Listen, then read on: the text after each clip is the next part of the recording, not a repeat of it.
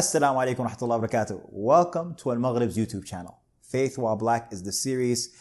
Make sure that you turn on your notifications and subscribe so that you don't miss an episode. Alhamdulillah, salatu wassalamu ala rasulillah wa ala alihi wa sahbihi sallam kathira. Assalamu alaikum wa rahmatullah, everybody. Welcome to another episode of Faith While Black. And I have with me today my evil twin. The blackest dude you know. The the award-winning poet, the voice of a generation. Yes. Which generation is this? We don't know. All generations of all generations. Allahu Akbar. The man who needs no introduction. Allahu The Akbar. man who has no lack of self-confidence. Allah. You've seen him on 𝐁𝐥𝐿 stages, Allahu Akbar. getting away with murder. The things that he wears on those 𝐁𝐿 stages. Manslaughter. Muhammad. Manslaughter. Boonaa There we Mohammed. Ahlan wa sahlan. Welcome, brother. Allah yabarik feekum. How are you doing? How's everybody out there? I hope everyone is safe. I feel like I'm the only one still following quarantine, by the way. I feel like everybody just gave up on that. Bro, I am following quarantine, although to be honest, Texas doesn't believe in COVID in the first place. They don't even believe it. They're I know. kayaking and Yeah. You guys have guns. You think you're gonna shoot COVID? That's what you guys think. That's not how it works. Let me just explain medically-wise. Well, like if we see this COVID, I ain't see no COVID down the street. Where is that COVID? In my neighborhood, boy. Yeah. Yeah, mashallah.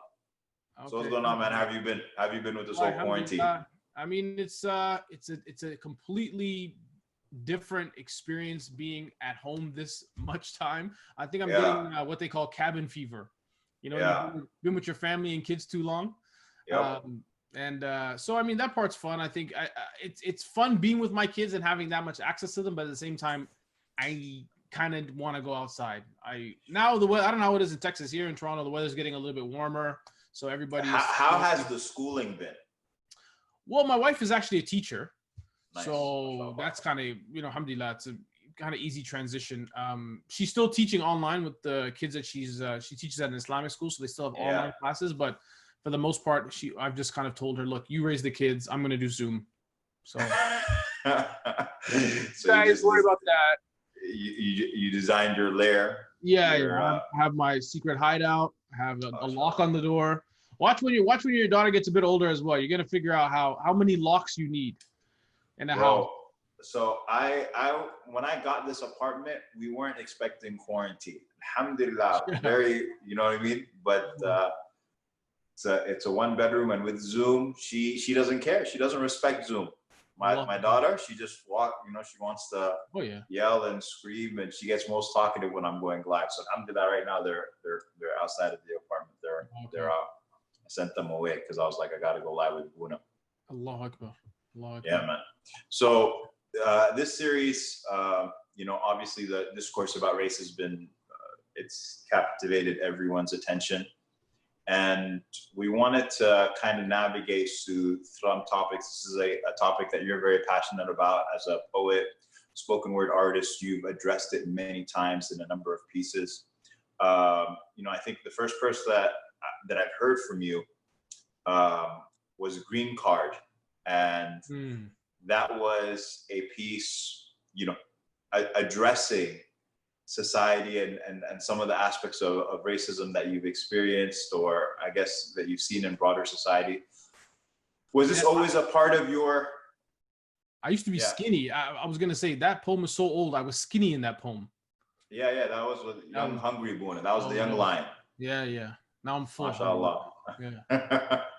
Now you're in the lair. You made it. Allah Akbar. So and of course you're in Canada, right? You're from Toronto.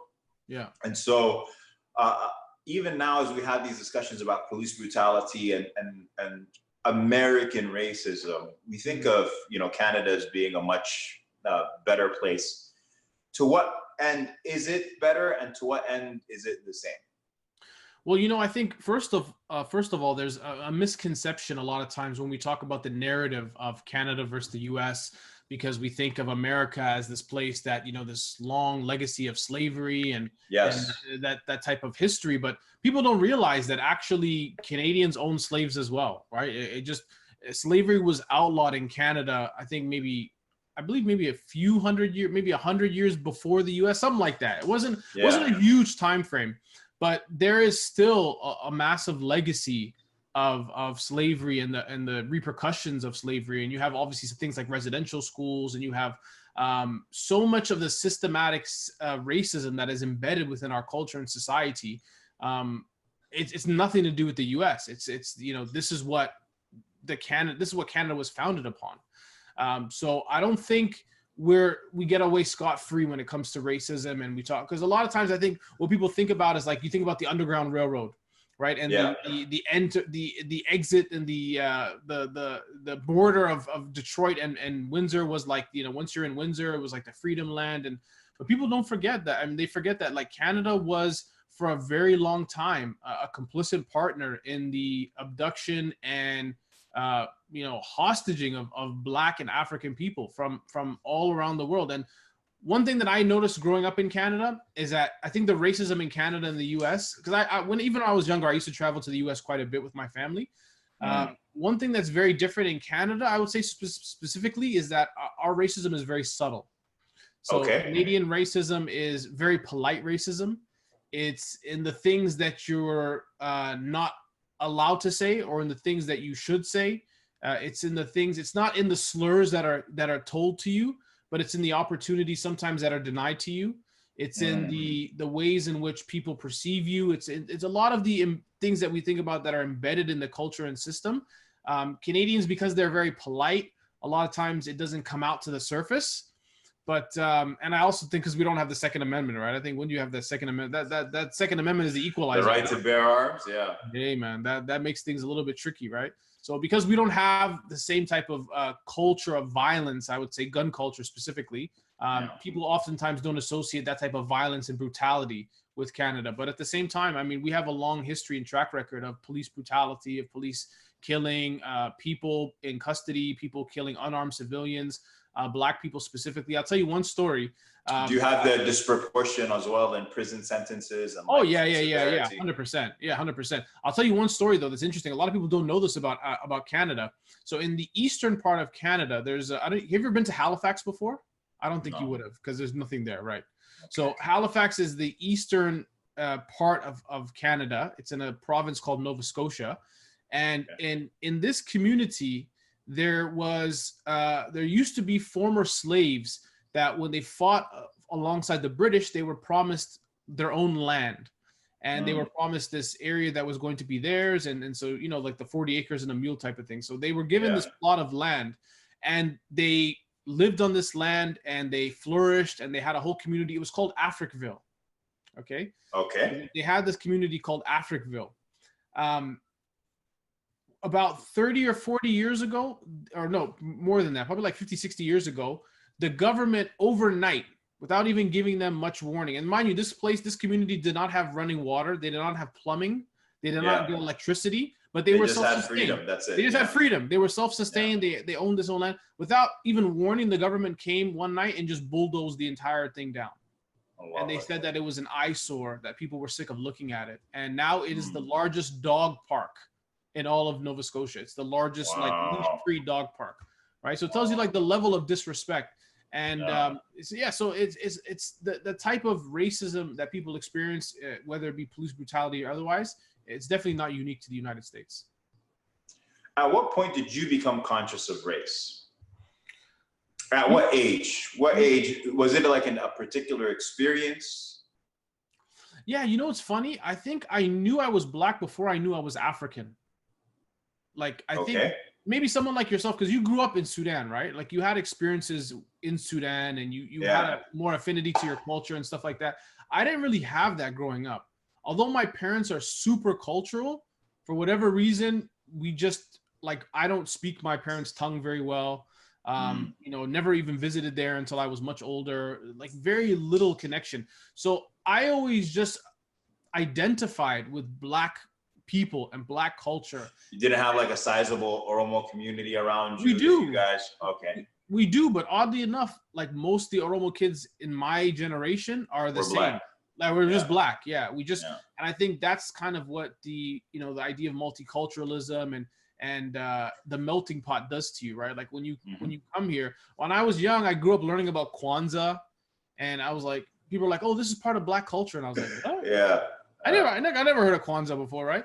But so much of the kind of collective Black experience is just put upon you. So I didn't know I wasn't Black, or people thought I wasn't Black because I was African or because I had ancestry in Africa. People, when I got older, started being like, "Well, no, you're not actually Black." And I was like, I thought that was a very weird thing to say because I've been Black a very long time. I've been Black my entire life, right? Yeah. But I saw your high school graduation picture. That was pretty Black. Allahu Akbar. Allahu Akbar. Yeah. You gotta put that out. We gotta get some graphics going on here. People have to see that. Because that is worthy of praise. That is an amazing. The afro is pretty serious. Alhamdulillah. Allah blesses those who He chooses to. Alhamdulillah. But you know, it's crazy. Like, because people always say, like, you know, I think that especially as African people, as people whose families come from the continent, a lot of times people will make the assumption that, and it's true, they're not wrong, that we have. So there's some type of disparity sometimes between African Americans or Black people. But who are we talking about? Who are the people who are telling you about this disparity? I think that matters. Well, I think African people, 100%, will be the first to say that they're not Black, right? Yes. Especially East African culture is notorious for this. In fact, I think I don't know if it's the same in Sudan, but like in for sure. Okay, probably it is, right? So like in Ethiopia and Somalia, you would refer to African Americans or West Africans as Black. Yes. Sometimes they'll call them Africans. Yes. Like they'll call West Africans African, and then it's like, okay, like what are we, you know? Mm-hmm. So, and that was always like strange to me. And there was so much about even my upbringing that was so funny to me because I remember like I used to go to like madrasa. We had like a community madrasa, the Oromo community, and I stopped going after a while because I felt like from the elders I would get kind of picked on and the way I dressed and stuff, and they would call me like, they'd be like, "Oh, he's trying to be Black, or he's Black, you know, he's not like us," and they say that as an insult, right? To them, Black is something inherently bad. And I know what you mean, and it was something very weird because every kid, when I was growing up, I mean, what else were you gonna dress like? It is the dominant culture, pop culture. It's what you see, it's what you emulate. And so, you know, it didn't matter whether they were Arab kids or Pakistani kids, or everybody dressed Black. And, you know, everybody's using Black slang, right? Yeah. I'll say it like that. And then at some point in your like 20s, those kids kind of transform into the masjid uncle. Yeah. They go from being thugged out to just being an engineer. Whereas I just stayed Black, or we just stayed Black. We didn't get that transitionary phase. There's no costume. Yeah. I don't know if was it like that with the Sudanese community too. Like, did they expect you? Like, I mean, how did they expect you to be outside? Like, they want you to be wearing them long jilbabs, the long thobes with the front and back pockets. They want you to be walking around New York like that. I mean, it was interesting. They definitely want you to have a Sudanese culture. They definitely want you to have a Sudanese culture, but at the same time, those parents who were self-aware, they understood that outside you were Black, like you are and some parents did have some notion of Africanness and Blackness. Like, you think of like our parents' generation, they did grow up in Pan-Africanism, right? Yeah. These countries were declaring their independence in the 50s and in the 60s, and socialism. You know, and so that element for some, but I would say for the majority, for sure, like in Sudan, you know, if you're from an Arab tribe, you're Arab. You're not Black. You're Arab, even though Arabs will look at you and say you're Black. Right. So, and is it that in Sudan, and this is becoming an interview of you actually, not of me, but is it that in Sudan it's like, it's a conversation, we'll go back and forth, no problem, huh? Yeah. But no, because I know in Sudan it's like if your family speaks a language outside of Arabic, you're not considered Arab. Yeah, so for example, my tribe, we only speak Arabic. We don't speak any, but almost every other tribe on the periphery of Sudan, they have what's called the Rutana. They speak their own local dialects. And it's crazy. Like I experienced that for the first time, like last year, like very, very recently, where people are just like, I know about it and all that type of stuff, but you know, some local uncles were sitting down and they just decided to kick off into their local dialect real quick. And all of a sudden, like 4 of them were talking in these, I didn't understand what they were saying. Is it close to Arabic at all? Or is it like? No, it's completely local. So it's more like African. Probably like a Cushitic, like, would you say it's closer to like Somali, or does it have any type of, does it sound more Semitic? I'm not familiar, to be honest, enough to be able to tell you. It was just based off that one conversation, but depending on the periphery. So for example, you have in Western Sudan, their border lines are with Chad. And so it'll be those tribal languages. And then in the north, it'll be Nubian. And then in the east, it might be more resembling of Ethiopian or Eritrean, or it may very well be. And then of course, when you go to South Sudan, I mean, now you're talking about a lot of African languages, Dinka. What else do they speak? What else do they speak in South Sudan? Is there many tribes that speak different languages, or are they all? Yeah, there's lots of tribes that speak. The Dinka is the largest tribe. I think it may even be the largest tribe in Africa. I think it is. But there are many other tribes with many other languages. Assalamu alaikum wa rahmatullahi wa barakatuh. I hope you're enjoying the Faith While Black Conversations. It's a series sponsored by Deeper Roots, the history of Islam in Americas, taught by Dr. 𝐷𝐷𝐷𝐿𝐼. You can find out more about the course at www.almaghrib.online. Now back to the program. But that being said, for me, when we talk about this type of, even people assume that kind of even amongst Black people that there's some sort of uniformity, that there's some sort of unified front and we're all fighting the power together, what have you. But in reality, there's a lot of inter-communal racism, right? Even within the African community, towards the African-American community, or even towards other Africans as well. Yeah. I can tell you that for me, probably the most vivid instance of racism that I ever saw, like just me watching it, was in Sudan itself. And, you know, we have a community, Southern Sudanese, who were very much considered to be second-class citizens. They split from Sudan in 2011. And I saw just kind of like a baker kind of hiding the good bread from some customers who are Southern Sudanese. And my uncle and I kind of just gave my uncle like an image, like an indication, like, you know, just kind of wait for a second. And then when those guys left, he pulled out the good bread that he had, you know, the fresh sack, and he hooked us up. You know what I mean? And for me, that was just like such a powerful, because in Sudan, I'm white, right? I'm like the majority over there. I'm the guy whose family doesn't get questioned, and whose, you know, lineage is and purity of blood is not. And so for me, that's a powerful experience. Have you seen that in I know you haven't lived very much in Ethiopia, but as far as just even in Toronto, in the way that the communities interact? Yeah, I mean, I think growing up, because we have an we call them African Canadians, the people who, you know, their families were brought here as slaves from, you know, many generations. Or just call them African Americans, man. What's the African Canadians? What's America? We're not in America. Why do I call them that? It's North America. I think that's you're trying to colonize Canada too? Come on, bro. Can't have everything. It's a much easier sell. Just call yourselves African Americans. It's already branded African Canadians. No, they're African. They have a distinct identity. To be honest, if you heard them talk, even the people that I was talking about in Halifax, Nova Scotia, they have a very different slang. Like the way they talk, it sounds like they're from the South. Actually, it sounds like they're from like Atlanta or something. It's crazy. Okay. Like you wouldn't expect that in Canada. Yeah, African Americans. That's okay. it. Anyways, close enough. No. I'll call them African Canadians. African Canadians. I'm African Canadian. That's what I grew up as, by the way. They used to call us, like, we used to have like the African Canadian Student Society and the African Canadian. Yeah. Now I forget the question. What was the question again? Yeah, African. Oh, right. So I think even when I was younger, like you would have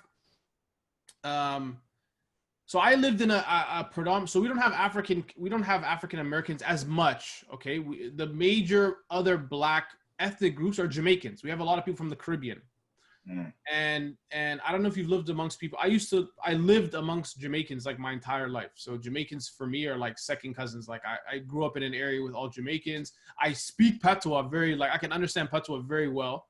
MashaAllah. So I have a lot of love for Jamaican people. So when I grew up amongst Jamaican people, it was like it would be an insult, if your parents or if someone in your ethnic cultural group whatever called you Jamaican. Like that was like a slur, right? It's like, oh, he's. Meanwhile, you're like, that's props. Yeah, I'm like, yo, Jamaicans are ill. Like I love Jamaicans, Yeah. But that was like a big thing, like to be called Jamaican. To be associated with the people of the Caribbean was like a big no-no. Even I even saw, and alhamdulillah, a lot of brothers that I know, Caribbean brothers, actually converted to Islam when I got older as well. And you would see the stigma that they would have even amongst the Muslim community. It wasn't like when I would show up in the masjid, even though I came from a crazy background, right? I lived like a crazy life before I was practicing Islam. But then when I show up, people look at me and they kind of get an idea for where I'm from. That's Boonaa. Yep. Yeah. And like, oh, his family's from Ethiopia. Oh, he's good. He's one of us, right? Yep. Then you have this brother who's, mashallah, he wasn't a bad guy, right? He converted to Islam, Jamaican, and all of a sudden he comes with the presumption of he must have been a drug dealer or he must have been a criminal, and he converted to Islam in jail, and just the assumptions that come along with him. Yeah. The baggage that he would show up with in the Muslim community was very different than what I would have showed up with, even though I probably lived a crazier life than him. Right? Man, I've heard so much about these assumptions in these conversations. And one brother, he told me he's Nigerian, and Houston has a huge Nigerian population. Oh yeah, I remember, yeah. And so he told me, he's like, there's a Nigerian masjid. He's like, I never go there. I was like, why? He was like, because as soon as I walk in, they ask you, who are you and who are your parents? Like, just who are you and who are your parents? He's like, I can't stand it. Immediately, they just kind of want to, they need to put you somewhere. They got to figure, you can't just come and be a Muslim and Muslim. He was like, and the way that, he's Nigerian himself, like he probably has the pedigree, but he's like, the way that they treat our African American brothers is just, he was like, and again, it's this notion of assumption when you walk in that they probably have some sort of background. No, but let me play the devil's advocate for a second, because I'm trying to think about like why that would be the case. Because wouldn't it be that, like, for example, if you go to a new space, you say you get a job and you work at this, factory or whatever, and then you meet a guy and he's Sudanese and he's from the same village as you. Yeah. Would you have any more affinity towards him as opposed to somebody else? I mean, you might, right? Because there is that level of familiarity. There's that level of connection. So I don't know if it's, I feel like it's wrong to do that we continually, like what you said, the brother comes in and they ask him, where's your family, your tribe, this and that. But I think in many ways, especially in a foreign land, it's a way of bringing you closer to a world that you're distant from. I mean, that's the reason why the verse, Allah says, we created you into nations and tribes that you may know one another. So that notion of when you say, I asked Boonaa, I'm like, where are you from? And he's like, Toronto. I'm like, boom. Like now I've got so much information that I can use. I can talk to you about the Raptors. I could talk to you about the world champion Raptors. Sorry, the world champion Raptors who canceled the NBA season. Yeah, you know what I mean, for us. Yeah. I could talk to you about, 𝐁𝐥𝐚𝐤𝐿. Do you know him? I could talk to you. Like, there's a wealth of information that I know now about Toronto and its community that I can download. But imagine if you tell me that you're from Halifax. Right. I got nothing to work with. Yeah. Right. And so the reason why we were created into nations and tribes is so that you can create that connection and ta'aruf and rapport with one another by having information about a tribe, as opposed to having to build rapport with every individual based on whatever information you're able to get from them. Come from a tribe, come from a nation. When does it cross the line then? When does it become like something that's, you know, it's in a when it becomes and that's why the verse is just so powerful, because the verse immediately then says inna akramakum indallahi atqakum, that the best of you in the sight of Allah is the one who has the most taqwa. So don't use this nation and tribe business to kind of create some sort of sense of superiority over one another. No, the most superior in the sight of Allah is the one who has the most taqwa. Don't abuse it, basically. Don't abuse it for that purpose. But if it's for the purpose of getting to know, if it's for the purpose of connection, then that is its function, and that is beautiful. That is beautiful. Create relationships from it. So what within our spaces, what have you seen? Who have you seen do it right? Have you ever seen a community that just does it right? Have you seen like a community that's really able to navigate these concepts in a way that is conscious, a way that, because I do think that there is some consciousness that is needed. I mean, this notion of, oh, we are all colorblind in Islam is, I think that in the US it's just, or in Canada and the Western world, I think that's a little bit delusional. Yeah. But have you seen any people who are, even if they're not perfect, they've taken this on and they're a model? And if not, is there anybody who you've seen do it wrong? The wrong list would never end. I mean, I think that's the easy part. The hard part is, you know, because I think so much of our Islamic infrastructure and our communities and masajid are literally based upon ethnic lines. Yes. It's like... That's it in Toronto, huh? Everybody's yeah. You have Afghani masjid. You have, so in Canada, the first Muslims in Canada were Lebanese. The Lebanese are the first ones to build masajid, and then in Toronto, you had a lot of Bosnians who first established like masajid, and they're like one of the oldest Muslim communities in Toronto. You know why that is, right? No, why is that? Because they. Oh, the Bosnian War? No. If they're the oldest, the Bosnian War is the 90s. The 90s. Yeah. But because they were the whitest. Yeah, probably. They were coming from Europe. I mean, I could see that. The Bosnians and the Lebanese. And so when they would open up, I'm assuming actually this is the case for the US, but it's the same idea. It's the Bosnians and it's the Lebanese and the Syrians, because they were the whitest, and so they allowed them in. But it wasn't until civil rights, the civil rights struggle, that public consciousness towards colored people changed. And then you're probably right about that. And then you know, everybody else was led in. Yeah, so the oldest communities here are the Lebanese, the Bosnian communities, but like so today the Bosnian community virtually doesn't exist anymore. Like that, they, you know, for whatever reason, you know, many of them, maybe they moved away. I don't know what happened, but like even the masajid they established, they no longer inhabit. Like it's all just a bunch of like taxi cab drivers who just swing by like at Dhuhr time and pray.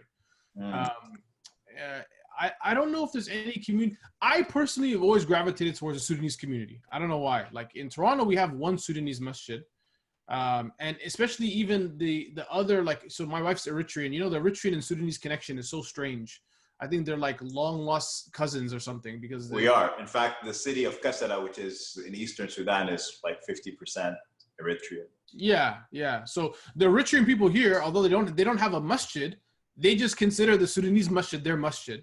Yeah. Right. So I think the Sudanese, I know they're very hospitable. So I think like that to me was always dope. Like, and even seeing how, in Toronto specifically, I guess Sudanese community was always very much like welcoming of people. They didn't have necessarily. But you don't have like a model in Toronto of like of the next generation masjid. Like no, we do. Yeah. So the masajid that are built upon ethnic lines, I think more or less they all are kind of the same. There are masajid that now are more diverse, even within their shura and board. Nice.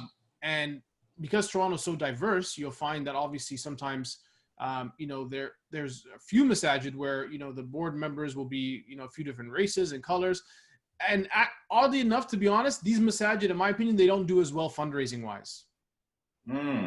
That's ironic, right? Because they're diverse and they're jama'ah. If you look at it, it's all around the world. But people that typically donate, they donate to their own centers, right? Like they'll donate to. So they still donate to their local ethnic masjid. Yeah, yeah. It's like their allegiance is still there. They'll pray with you, but they know like push come to shove, like I gotta look out for my peoples, you know. So those masajid that are diverse, I find them sometimes to be a bit struggling in terms of like resources. And the ones that are like, there are some big masajid that are, I think, a little bit more diverse, but still they're more aligned with one particular country, or they were founded by these people and now they've kind of stepped back. But for the most part, I think I'm always curious to know, like, what will that structure look like in the future? Because I think although those ethnic lines can be very divisive, I feel like they were a strength for how our community was able to establish. And Houston's like that as well. Like the amount of masajid, the amount of Islamic centers, this couldn't happen unless you could go to your cousin's house, knock on the door, and like basically pinch their arm and be like, yo, we need some money, right? Yep. Like you can't do that unless you have like real relationships, like real, you know, those ties where, you know, you don't have to be like friendly. So I always wonder, like in the future, when, you know, like when we inherit the masajid, or when people like our generation inherit the masajid, how that'll work. Because like the example I like to give is the example of, we call it a sanduq. Sanduq is, it's like when you have, for example, 10 people and they all chip in $100 a month, right? Yeah. To save money together. We have that too. I forget what it's called. Those will all be, it'll be within your ethnic community, most likely. Yeah. And the reason is because it's your auntie that, you know, pretty much raised you, and she's the one who's got the pool going, and everybody knows each other. There's that type of social pressure. Yeah. Can that happen within friends? Yes, but I see what you're saying. Yeah, I don't think it's the same way. I don't know if like people that don't have that same tie of kinship can really put that type of pressure on you. Like it would be really difficult. I mean, I think so. There's a big difference, I would say, between Canada and the U.S. is that America is a melting pot. Canada is a salad.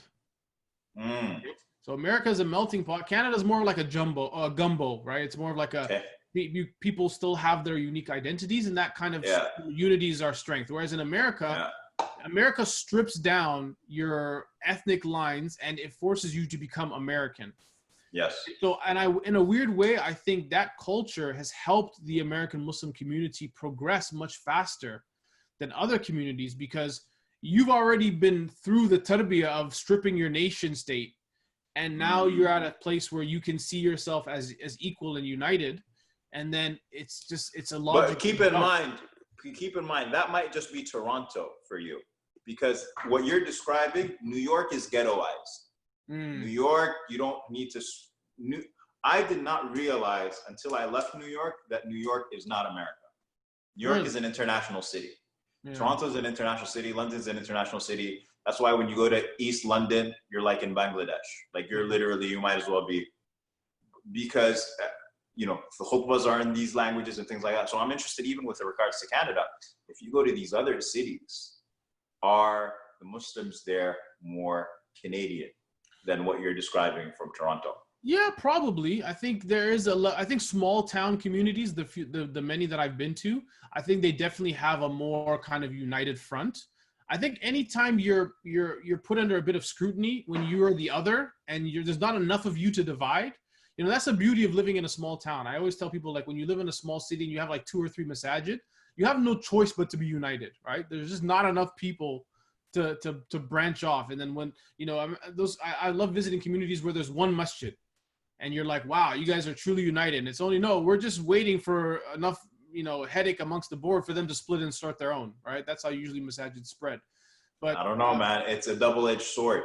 It's a double-edged sword. I'll tell you that, because I went to college out of state. Oh, right. In a small, So when I went there, orientation, I get there and I meet this Muslim kid and he's brown, but I knew his name. I was like, Salaam alaikum. He goes, oh, alaikum salam. He's surprised. But homeboy had his hair dyed blonde.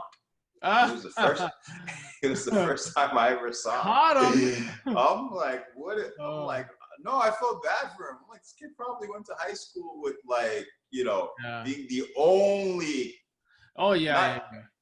Just the only kid of color in his entire school. You know what I mean? He's got his hair dyed blonde and stuff. Like, I mean, at the end of the day, everybody's got a desire to fit in, right? And to feel normal. You're right. Like the small towns are not good in that sense. I mean, like if you're already firm in your Islam, like as an adult, for me to move to a city where, there's one masjid, definitely it wouldn't be great. But I'm saying like people do it. Like it has to start at some point, right? And communities grow that way.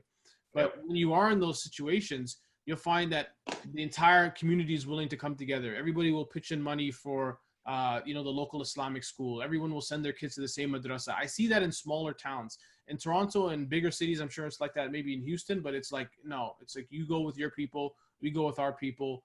The few times there is overlap, it's beautiful, it's great, but it almost feels like a bit unnatural. And you almost feel like I said, when the push comes to shove, if I Allah protect us all, but if I die tomorrow, I know who's going to bury me. Like, I know the Oromo community is like the first people that are going to be there, right? Like, I can't count on as many Pakistani uncles that I, have done work with and love and support and care for. I'm pretty sure they're not going to be the first people to get that call, right? So your family and extended family. Yeah, exactly. And I think that's, to me, like the bottom line. It's like, who do you really like? Who are your Khalils? Like, who are the people that are really there for you when everything, if you get really sick tomorrow, if something crazy happens, there are people that most likely will be the first to reach out. Not even because they really care for you, but just because like, yo, that's my people. Like that's it's like blood. That notion of blood is thicker than water. Yeah, it's real. Yeah. So I wanna talk about the role of art. At least in the U.S., you see. I mean, there's definitely been societal shift. I mean, in the way that people have perceived, the African American community and Black people in general over the past 30, 40 years. Undoubtedly, part of that is due to artistry and just connection and continuing to have that type of admiration for whether it's athletic ability or whether it's the creativity of Black people. Again, in our Muslim spaces, what do you feel is the importance of Black artistry or artistry in general towards pushing this conversation forward? And what should we be doing? What should we be doing in the next 5 years, in the next 10 years? Well, I think first off, we talked about culture a bit earlier and how, even as quote unquote Africans, people from the continent, we still are very much drawn. And when I was a kid, it was like that the same way. We're always drawn towards African American culture, right? African Americans, especially in North America, they are the founders of culture. I don't think we can dismiss that. We can't deny their influence. We can't deny the impact they've had on mainstream culture. You look at everywhere from sports to entertainment to films and all that good stuff, right? So I think the notion of Black art, to me, is closely connected and tied to how this legacy has, first of all, been presented to us, right? And I think Black, whether it be, musicians or artists of whatever sort, they've always paved the way in this country and in your country, in North America. And I think as Black Muslims, for me, art is so important because it you can do so much in artistry that you can't do in having conversations with people. A lot of times art is a tool and a mechanism. It can act as a catalyst to helping people learn or change their minds about certain things in a way that maybe disarming. It's disarming, right? In the way that a lecture or a khutbah can't. And I think for me, specifically when it comes to the art that I do, right, I try and create a sense of urgency within my art that is calling people to an action which is important for change. So since I was young and I started writing poetry, I always thought to myself, what will people think about my poetry when I'm gone? Will it affect them? Will it change them? Will the things that I said back then relevant? Will they be relevant today or 20 or 50 years from now? I was just watching a documentary on Netflix called LA. It was about the LA riots, LA 92, I think it's called. Okay.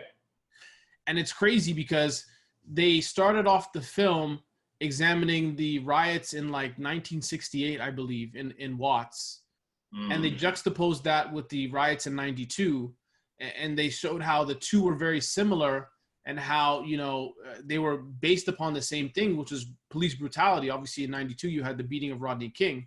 Yeah. And I was watching that while we're living in the world we're living in right now. Yeah, right? LA is rioting right now. Yeah. At the end of the documentary, it said this LA riots '92 was the largest civil disobedience in American history. And I was like, I don't know about that.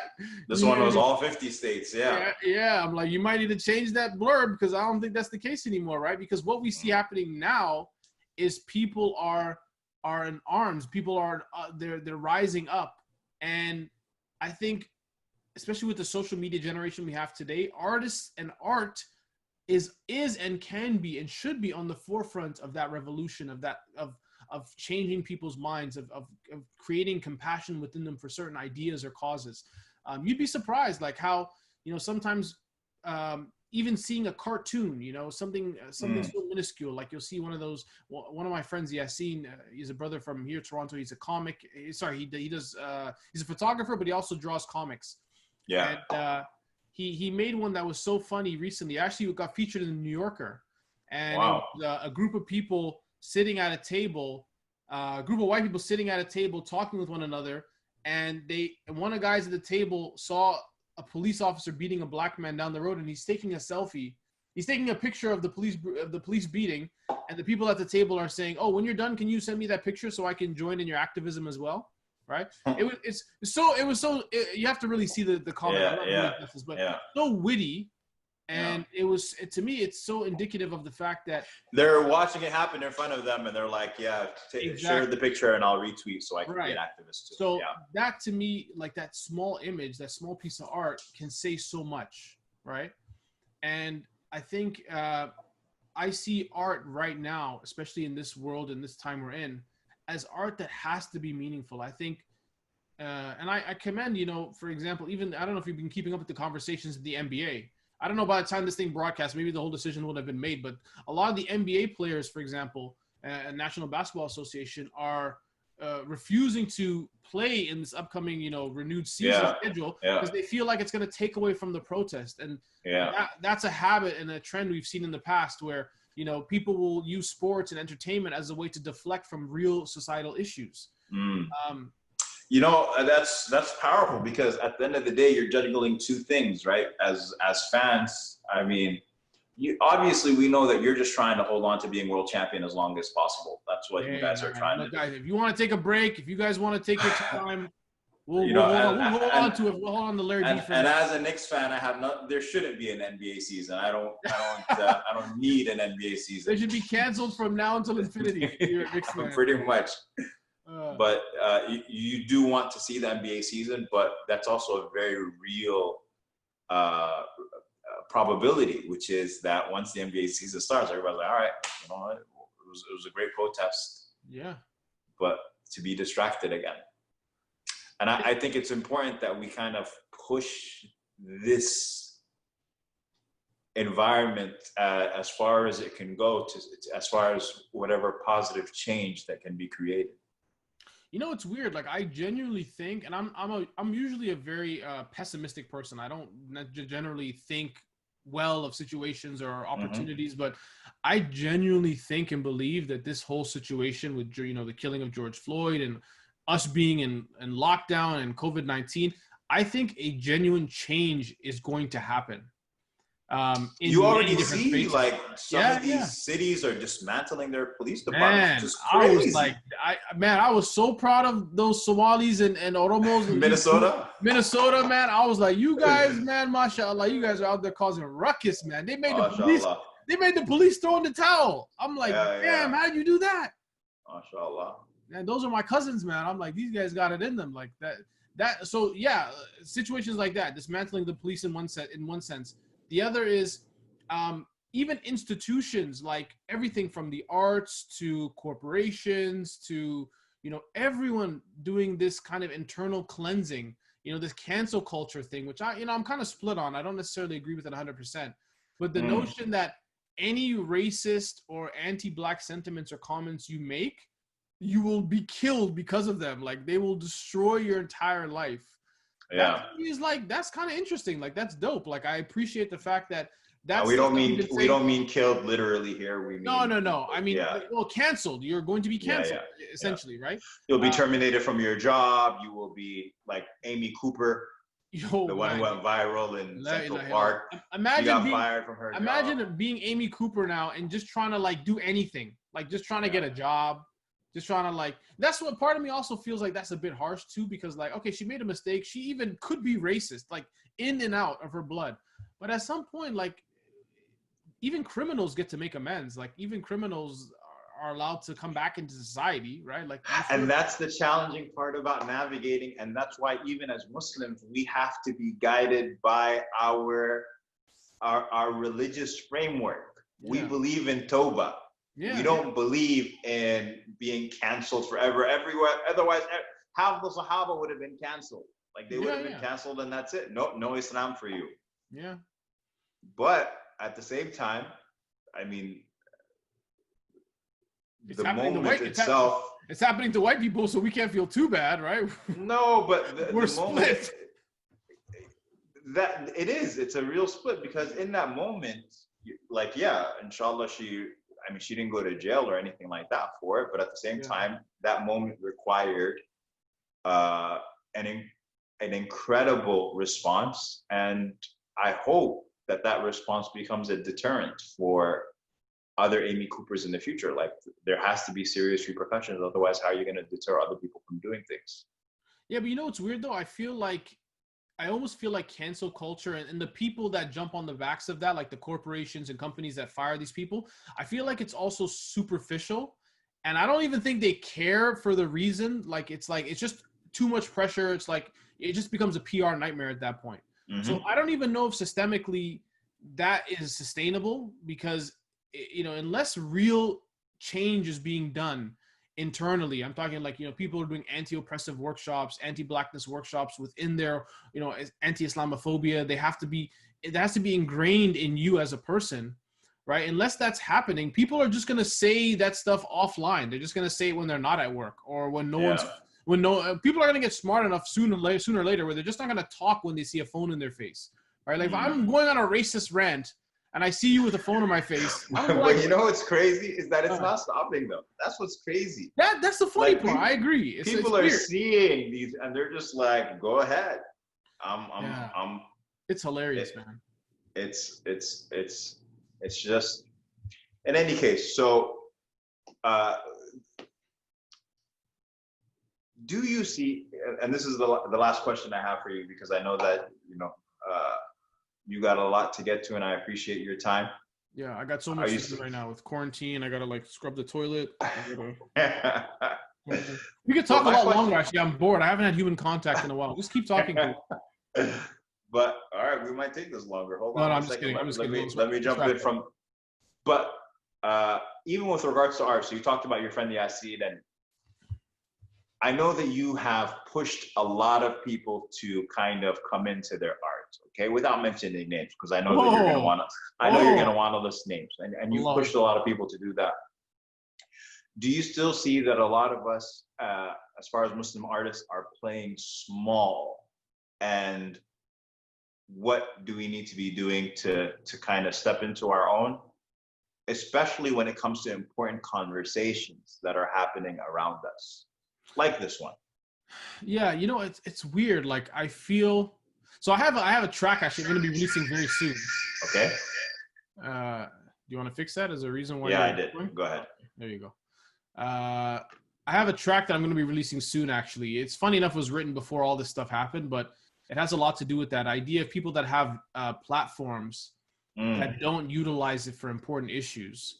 Are we talking about influencers right now? Yeah, influencers in particular, but also artists. There's a lot of artists that, you know, maybe for them, their work, and for me, there's nothing more important than deen. Like if you're not talking about deen, if you're not talking about Allah subhanahu wa ta'ala, I don't really get the point of your poetry about, you know, windows. You saw a butterfly on your windowsill, and, you know, it's like, I don't know. A lot of that stuff doesn't really float my boat. But I think that it's two ways. I don't think people should speak about something they're not comfortable talking about. There's a lot of people who they just, it's not their cup of tea. A lot of shuyukh, for example, a lot of people are asking different shuyukh, or what's your opinion on Black Lives Matter, or what's your opinion? And I almost feel bad for them in a way, because I'm like, this guy studied 15 years of tafsir of Quran, and his expertise is in, he has the qira'at and all, and race relations is so sensitive here. Yeah, it's so volatile that if you make any sort of, I had one sheikh who kind of just mentioned white people in a post before he mentioned black people. Like in his mind, there wasn't even anything that registered. Like, that's the point. It didn't register. Right. But when I read it, I was like, it was, especially when you're talking about racism and you're talking about this issue, and you kind of mentioned white people first. You know what I'm saying? Like, you see how you're shaking your head? That subtle inferiority complex that many of us are born with. Yeah. No, but it's just like, and that's when you come across as tone deaf, and because there's this tone. Yeah. That you kind of only become familiar with, it's like a sensitivity, right? Yeah. But yeah.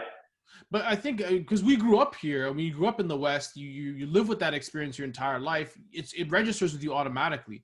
But to many people who are even not familiar, maybe they've grown up here, but they're not familiar with the situation of police brutality or anti-Black racism, I feel like this culture we've created where, silence is violence, where you have to say something. If you don't say, I think that's problematic. I agree 100%. Yeah. I think if we're at this point, we're just shoving words in people's mouths. They don't actually mean what they're saying, and they don't. It's very easy for them to make them even worse mistake tomorrow, because they were never really, there's no tarbiyah there. They're never educated on what exactly is going on. And B, it's also like, you can't expect someone to be a jack of all trades. Like, I can't expect, so-and-so sheikh that I respect so much. I love his recitation. He's taught me A, B, and C. But now I expect him to teach me about American politics and Black Lives Matter and race relations, and should we dismantle? So can you extend, if I play devil's advocate, can you extend that same courtesy to the influencer who taught you fashion? Yeah, that's all they taught you. No, you're right. I fashion. I can, and I think that I would actually appreciate it more if many of these people who have come out in recent days and they're black screen or whatever, if they just kept it real, because they were nowhere to be found before this. So you're saying I'm okay with whoever doesn't mention Black Lives Matter, whoever doesn't mention this issue, I'm cool with that. I'm okay with people learning and taking their time and navigating issues with the people that. But you won't know that they're doing that. Or do they need to announce that they're doing that? Isn't that like ikhlas? Like, isn't that what our whole deen is based upon, right? Like, does it have to be something which everyone is privy to? Like, do I have to tell everyone that I'm learning about something or I don't know something? Like, if I'm doing it sincerely, because I actually want to learn about this issue. But I'm not talking about them. They might be doing it, but I'm talking about the audience. I'm talking about Boonaa looking at his favorite influencer and not seeing any posts about what's happening. Have you done that? I've done that. I've gone through some people's feeds recently and been like, oh, this person hasn't said anything or whatever. To be honest, I actually just had this conversation with somebody. I don't care at all who posts about it and who doesn't post about it. That's why I said to you, I agree 100%, because I've been feeling this. Like, I don't care.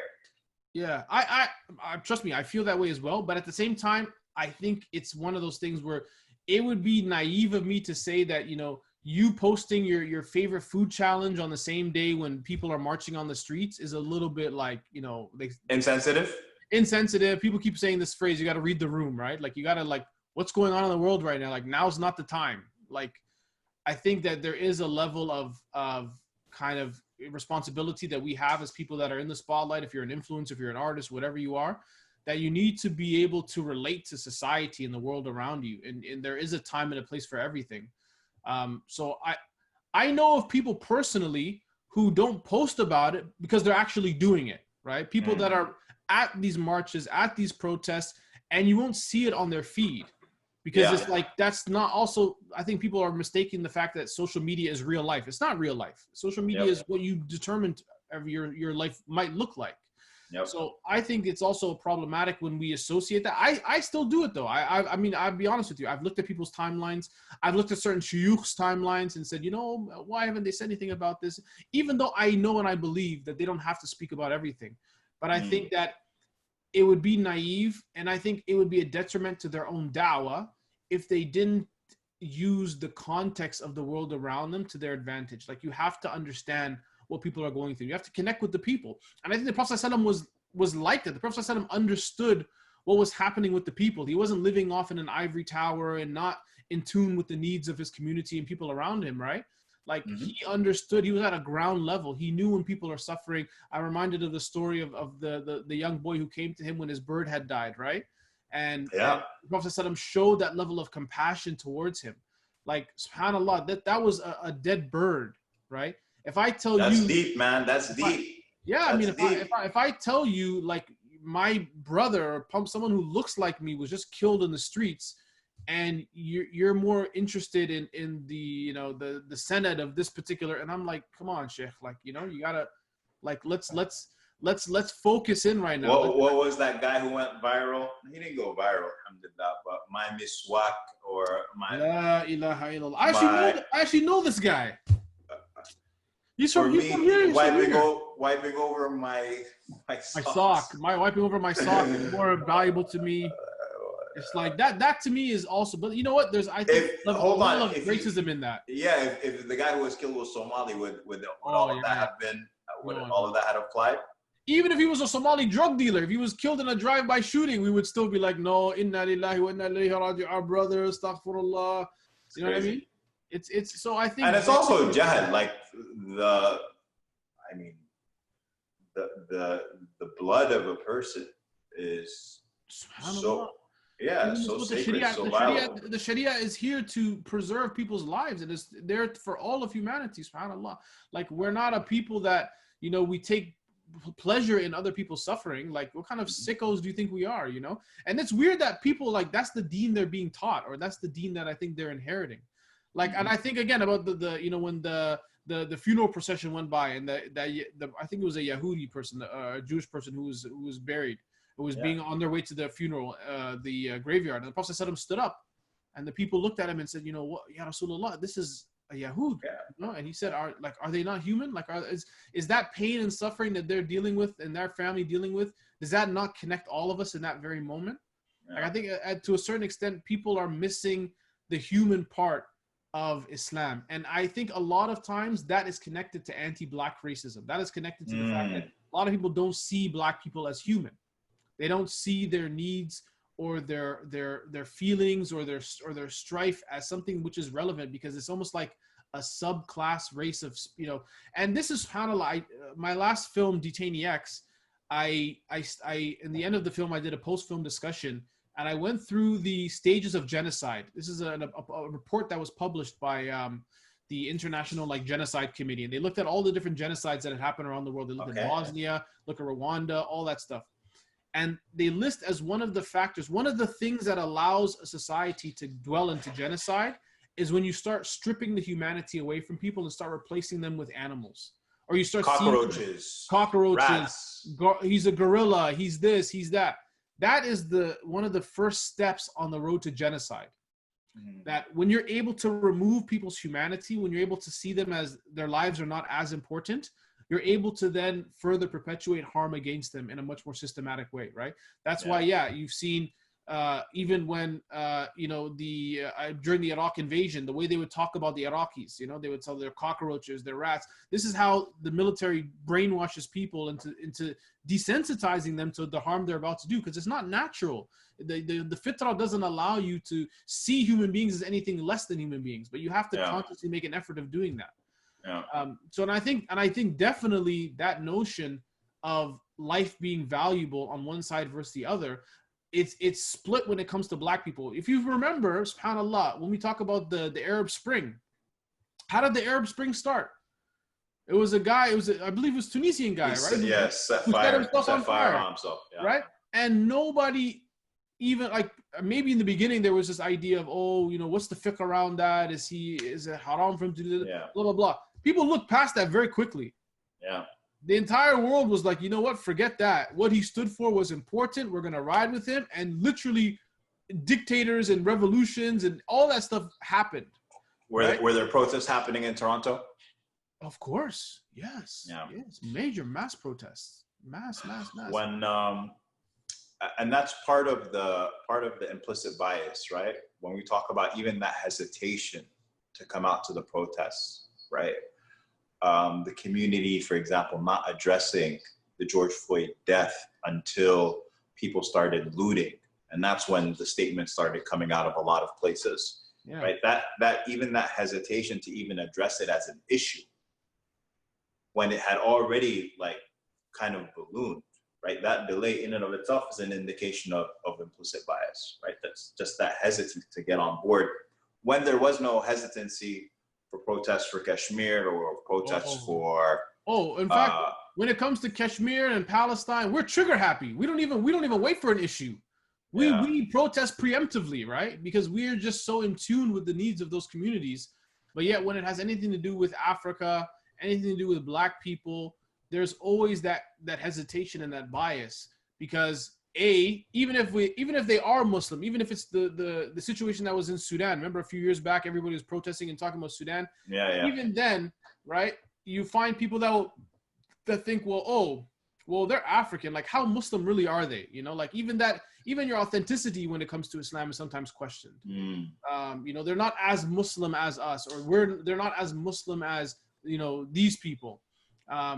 Even this last Eid, I don't know what you did for Eid, but I'm sure there was, I don't know if you guys had the same debacle that we had here, where, you know, the East African ulama in Somalia, Kenya, and Ethiopia, right? They came out and announced Eid was on Saturday. Oh, you didn't have to tell me twice, brother. Oh, like, what? I'm like, who said it? I'm rolling, bro. That's it. I broke my fast. Did all of the Somalis break their fast? Hell yeah. We wasn't playing around. Like, I don't know about all the Somalis. I know there's a lot of Somalis who still, they wanted to, you know, people want to stick with the Jama'ah or whatever. Yeah. But that inherent narrative that there's no, and I took screenshot. Actually, Dr. Farhan sent it in a WhatsApp group that we're a part of. But I went to their Facebook page as well, and I saw one masjid where they announced that they were following the moon sighting of East Africa, and the comments from the people that were, you know, Musalli, the people who pray there, was like crazy. Like, how can we follow them? They're a backwards, you know, African country. What do they know about Islam? This idea that even our Islam is in question. I know one brother, he wrote, he shared the literacy rate of, I think, Somalia or something like that. And I'm like, do they need to read the moon? like it's seeing the moon. What does literacy have to do? What about the Sahaba? How many of them were literate? Like, the Prophet ﷺ couldn't read. What literacy? Yeah. What kind of? It's just weird. That is like you know, to me, the equivalency of like the all lives matter people, right? It's like, you know, you look for any reason, you just stretch it out as far as you can to make a point that's, you know, consistent with what you already believe to begin with, which is that, you know, Africans don't know anything, or Black people. And it's crazy, actually, when you think about it, when you actually know the history. Like, Somalia, first of all, is like the only, pretty much like 99% Sunni Muslim country on earth. Yep. There are, you know, so many scholars and ulama. The people that I know, even Toronto, like, you probably go to like every 10 Somali households, there's going to be a hafiz. Of course. You know? More than that, probably. Like, these are even if you could make a joke, it's like, these are the people you really can't joke with, because like when it comes to deen, they're very serious. Yeah. So even that idea of like, oh, they're just African or whatever, it's like, well, they're like very well grounded in their Islam. It's not like they just became Muslim 2 weeks ago. So, and that to me is very disheartening, especially when you think of the fact that, you know, everything that Africa has done for the Muslim world, you know, everything that, you know, I read an article, I'll share this with you, actually, it's really funny. The article goes that, and it's beautiful. The article says that Africans have made no contributions to Islam. And I was like, what does that mean? And the author is a sheikh, his name is Mohammed. I'll send you the article. He wrote that Africans have made no significant contributions to Islam because they were always a part of Islam from the beginning. Allah. Right? It's like, as opposed to seeing Black people as an ingredient in a stew, we were part of the making of it. We were the chefs all along, right? So to separate Islam and black people from this natural inclination we have, which is towards this deen, it's doing a disservice to the legacy. There is a really touchy subject that I would be remiss if I did not get into with you and get your perspective. We've talked about, now that we're talking about East Africa, what responsibility do we have as East Africans in our own conversations? What responsibility do we have towards our African-American brothers and sisters? You know very well about a viral clip last year that happened in East Africa, right? I'll put you on the spot, man. Why am I even being associated with that? I'm not. You're not being associated. Can you do that thing where they muffle your voice and they change your face? Like when they do crime documentaries? Yeah. I didn't see him. I didn't know why he said that. But it was very, very painful to a lot of people. Pretty much everybody who saw it. So what responsibility do we have, and what do we need to be doing? What projects do we need to be doing, or what do we need to be doing on an individual level to try to remedy? I think first off, education in our own families is so important. Education amongst our parents, educating our siblings, educating the people in our immediate circles, right? Of the implicit bias they sometimes carry with them. And we talk about it sometimes in relation to just marriage, right? Like, oh, if you want to marry someone from outside your race, that's when it only comes out. But I even think past that. I think like how many masajid in the US would have an African American on their board, on their shura, right? Like how many people would be comfortable with, I mean, there's many examples you could use, but I think for the most part, when we, as East Africans, I think our first obligation is to educate the people around us about their implicit racism and bias that they might have against other people, whether they be African American, whether they be West African, whether they just be the neighboring tribes. I'll tell you that my parents would have been more upset with me if I had married a girl from the Amhara tribe, right? Than I would have if I had married like an African American or Jamaican or anything. Like that's the story all over. Sudan, yeah. Same thing. Somalia, same thing. There's just like a one or two tribes that if you marry them, that's a death sentence, right? Everybody else is fair game. Go ahead, Bismillah. So they're like, we would rather you just marry someone from halfway across the world where we don't even know anything about them really. Yeah. Than for you to, because I can't explain you marrying this tribe that has the stigma or these stereotypes to your family. Right.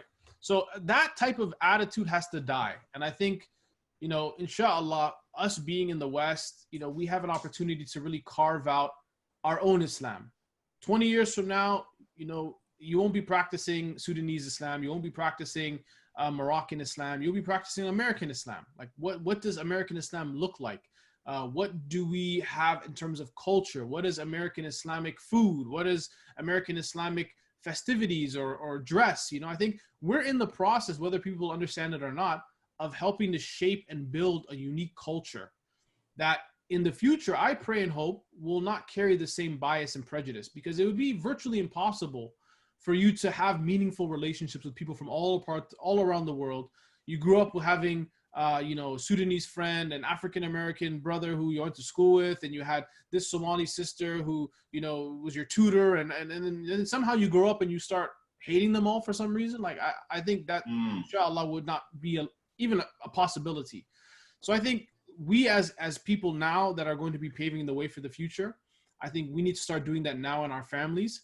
And at the same time, I think this George Floyd situation, ironically enough, I don't know if you saw this clip where in Minnesota, the African-American protest leaders were publicly congratulating the Somali community.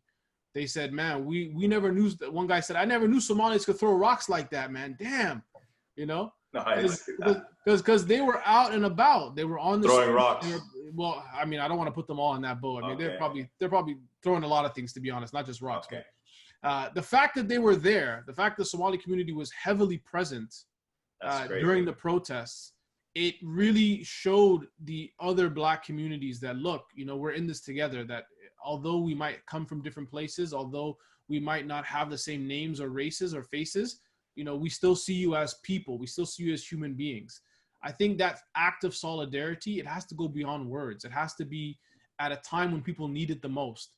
And when we're there for people, when they're in trouble, then we can, you know, hopefully reliably count on them being there for us as well when we need their help. And that the Muslim community is very funny about that, by the way, because people will always say, well, how come nobody talks about Kashmir, and how come nobody talks about you're not talking Burma? about anybody, bro. Yeah. You're not talking about anybody. You don't talk about anybody's cause, right? Why do you expect anybody to talk about your cause? So I think those acts of solidarity, they go a long way, and they help plant a seed. Because now, like, I can't tell any Eritrean person how Sudanese people don't like them, right? Like, Eritreans be like, what are you talking about? Like, we're like, you know, that link is so strong, that bond is so strong between these two groups that I can't even, like, try and infiltrate it with my own waswasa. Like, it's impossible. So I think when we create meaningful relationships and bonds with other communities, and we show solidarity, and we extend our blood, our sweat, our tears, our dollars, right? Actually investing in these communities, helping donate towards causes that are important, obviously within, you know, boundaries of what is permissible from the Sharia. Like, we're not just going to throw our money away to anything, but there's many. I mean, investing in a local library, investing in a local copy shop, bookstore. Investing in scholarship funds for, you know, youth to go to university, whatever the case may be, right? Like, we can work together for better, for something which is good. And I think if we have that notion of investing in our community, investing in our society around us, then we'll see the fruits of that labor, you know, many, many years down the line.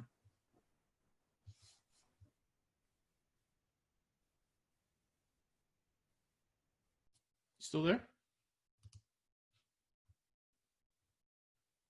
Yeah, sorry, I just muted myself by accident.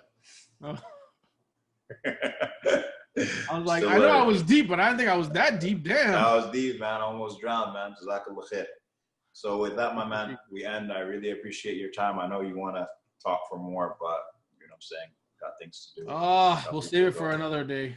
And my question for you is, I know you're always working on a lot of projects. MashaAllah, you're a hustler extraordinaire with long hair, rhyming a little bit.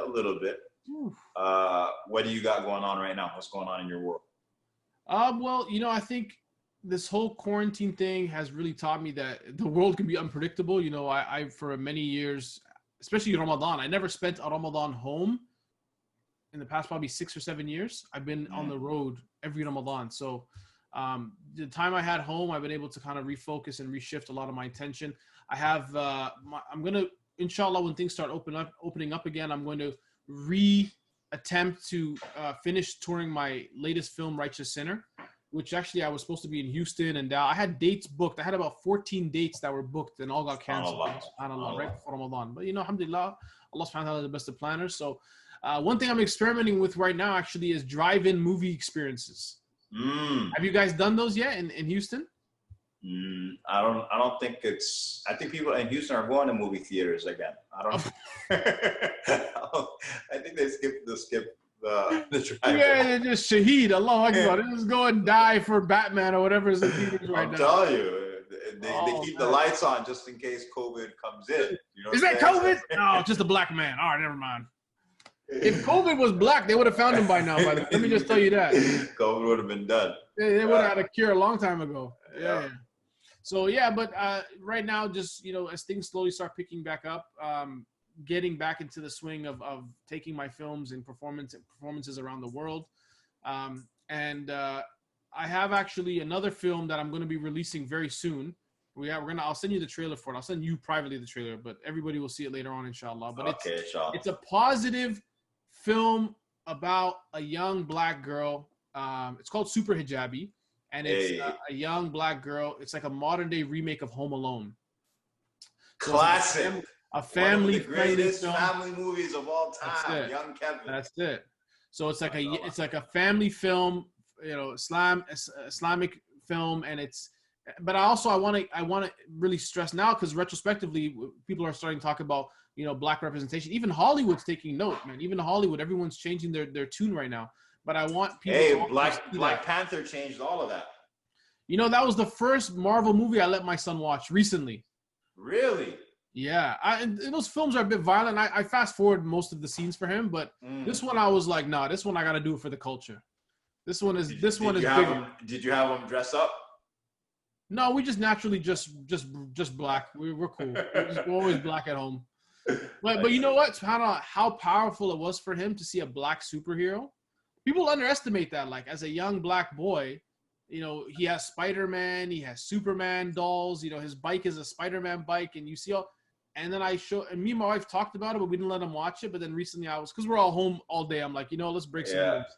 Yeah. So I let him watch Black Panther, and you know, at the very end, he was like, you know, wow. And you know, kids when you're young, you're like, oh no, I'm that guy, you're that guy, right? So I was T'Challa's dad. I had to be the one who died, right? Yeah. Because he's clearly Black Panther. Yeah. But that feeling of embodying, you know, that energy and to feel that power as a young child, you know, people underestimate how films and these things really play into our psyche. So that's what I'm working on. I didn't, and the thing is, you don't realize that it's missing until you see it. I'm telling you. You don't know. But when I saw that trailer, the Black Panther trailer, all the cast was black. I mean, I was just like, oh my goodness, what is this? Yeah, it's crazy. And it was insane. It was crazy. So that's what I want to do more for the Muslim community. I think seeing positive Muslim characters who are also of color, and not to say of color because we're all of color, but of black positive Muslim characters, I think is important as well. And that's what I also am trying to do with the whole media thing is use film and television. And the Hollywood has done this wonderfully, right? We know Hollywood in many ways is giving us dawah, whether we like it or not.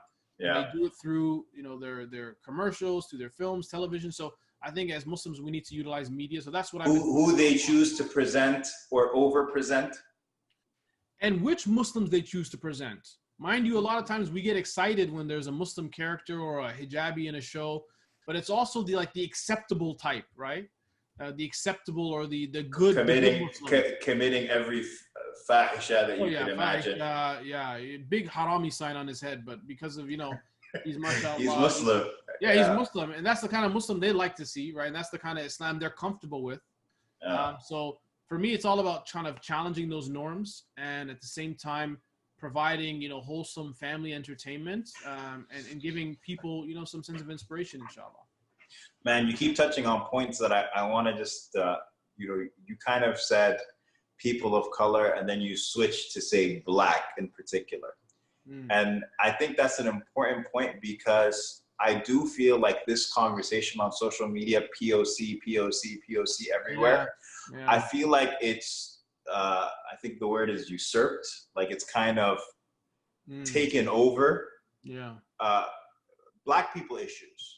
And at the end of the day, people of color are not all the same with regards to the discrimination that they experience. And so to include the black experience in the POC experience all of the time, I think is actually doing a disservice that we need to pay attention to. And I'm glad that you know, I've been reading up on this as well, because I was curious about that differentiation and how it's viewed on each side. So I think POC initially started off as a form of solidarity amongst like Black, Latino, Asian, like everyone who's non-white. Like that was a way for us to all unite, right? Like if you want to have, you know, more attention towards the issues of people of different backgrounds, then you would use people of color. But I think in many ways that term is also it's tone deaf to the reality of Black people. That amongst the colors, right, of the spectrum, people of color, like there's the okay colors, the probably a little bit worse colors, and then like the bad colors to be, you know. I have one thing I know we're supposed to end 10 minutes ago, but I had one thing I was thinking about as well. I wanted to do a poll. This is a really interesting question I thought about. And I wanted to maybe ask Muslim kids or even Black kids. I wasn't sure. But if you had a choice, would you still be Black? Me? Yeah, you. I mean, 100%. You would still choose to be Black? Why? Yes, absolutely. Even if I told you that you couldn't get a loan, you'd be harassed by police, that your entire life you'd be criticized, and you'd be a suspect for everything you did, you'd still choose for that? I mean, you're not telling me something I don't know. That's my life now. No, but think about it.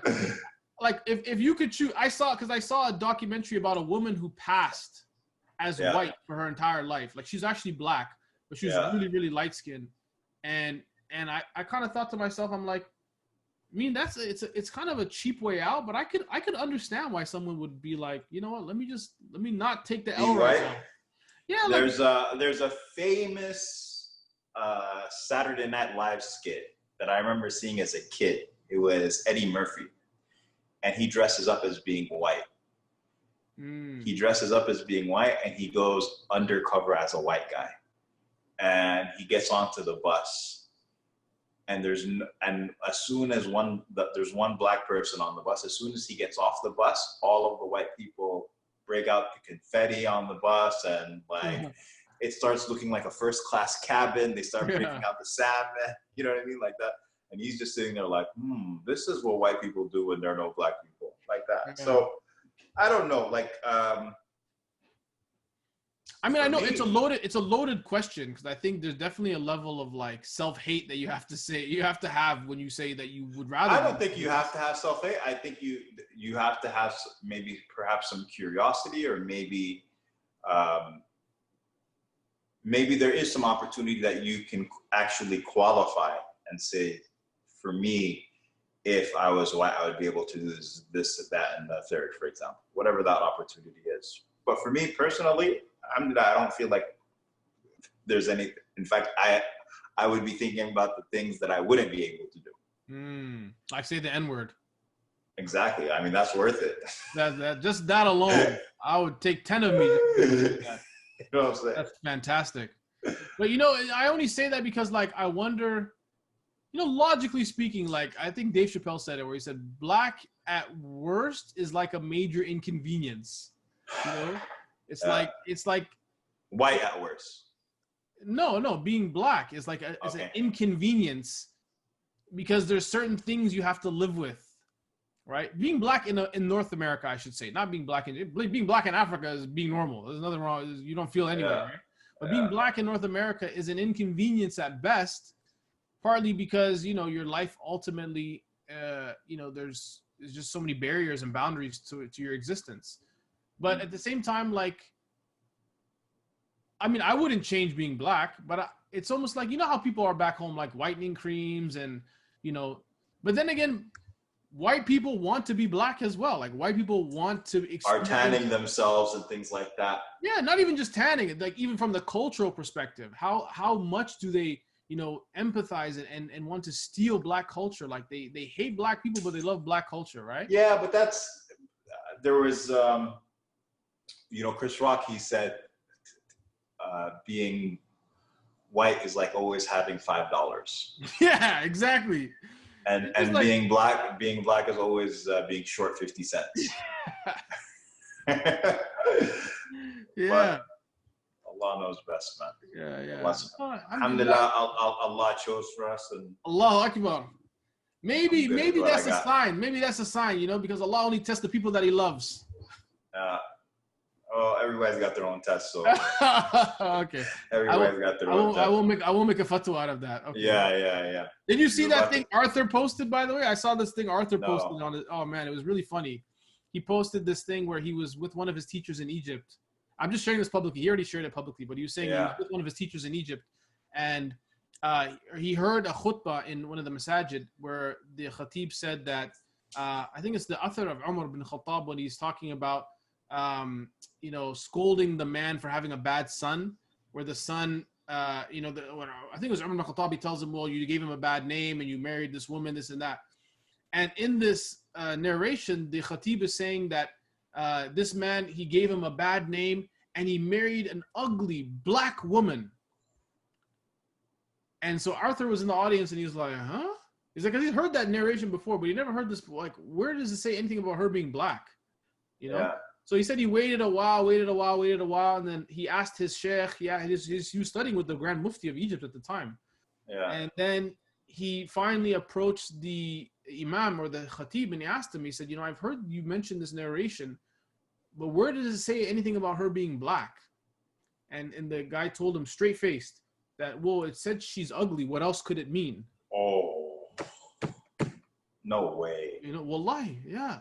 And he was like, okay, you know, like, wow. This is his sheikh. This is like, not his sheikh, but like somebody who's learned, like somebody who's a religious authority, you know? Yeah. And he's giving a khutbah in front of a huge masjid with black people in it. In front of one of the biggest masajid. But in his mind, it's like, it's a natural conclusion. Black is ugly. You know, so that I think that's why some people feel like, you know, it might be an inconvenience. It might be convenient to be something else for a day because you don't have to deal with that. But I mean, I don't feel that way. But this was an interesting conversation. Were you even recording this? Man. Yes, I was. Oh, okay, good. Okay, AlMaghrib World, make sure you sign up for Faith Essentials. Black Planet. You are what is it? Gov. Online. Gov. Online. Online. We'll see you, inshallah, with more sessions. I actually did a conversation with Arthur yesterday, and it was heavy. Did he mention? He's from Florida. No, he's from Florida. He had enough Florida stories for me. He didn't even get to Egypt. I know. So that's rough. Allah subhanahu wa ta'ala protect everybody. I mean. All right, my man. Jazakallah khair. Allah barik feek. See you soon, inshallah. Assalamu alaikum. Salam.